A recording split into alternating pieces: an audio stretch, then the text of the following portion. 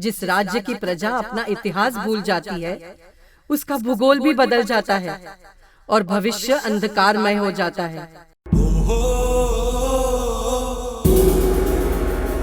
तुम्हें अगर युद्ध चाहिए तो हम युद्ध देंगे, ऐसा युद्ध जो केवल सीमाएं नहीं इतिहास बदल देगा, ऐसा युद्ध जिसे देखकर शत्रु भी कहेगा कि चंद्रगुप्त और अशोक इस संप्रति से तो अच्छे ही थे, क्योंकि वो लोग केवल साम्राज्य बनाते थे, परंतु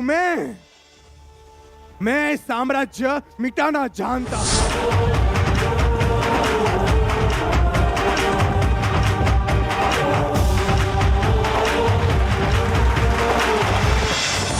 चारों दिशाओं में एक ही वॉइस गूंज रहा था, संप्रति की जय, संप्रति की जय। ये व्यवस्था तो तुमने प्रजा के लिए की, पर तुम्हारी आत्मा का क्या? राजधर्म के पालन से तुम्हारे कर्म बंधेंगे, केवल जिन धर्म के पालन से तुम्हारे कर्म कटेंगे। परिस्थिति जैसी भी हो, राजनीति कैसी भी हो, परंतु मैं सम्राट संप्रति आज ये प्रण लेता हूं कि जब तक मुझे किसी जीन मंदिर में शिलान्यास या जीन बीन के निर्माण के समाचार नहीं मिलते, तब तक मैं जल भी ग्रहण नहीं करूंगा। भारत पहले से ही एक है, क्योंकि उसकी आत्मा सनातन है।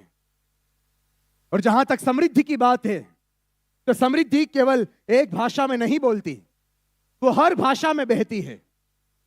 उत्तर में जो मंत्र गूंजता है वही दक्षिण में साधना बनता है, पश्चिम में जो भक्ति होती है वही पूर्व में ज्ञान बनकर बहती है। मैं भारत को तलवार से जोड़ना नहीं चाहता, बल्कि मैं उसे उसी की स्मृति से स्मरण कराना चाहता हूं। और जिस दिन इस देश ने याद कर लिया कि इसकी विविधता कोई विभाजन नहीं बल्कि सनातन की अभिव्यक्ति है, तब भारत किसी सम्राट से नहीं अपनी ही संस्कृति से एक होकर रहेगा। आई एम 100% श्योर, आज तक कोई भी राजा अपना राज्य इतना नहीं फैला सका। एक अंग्रेज के मुख से ये बात सुनकर आनंद हो रहा है। जिसने शासन नहीं संस्कार दिया, जन जन को जीने का आधार दिया। कहते हैं वो सम्राट था, पर सच में वो विराट था।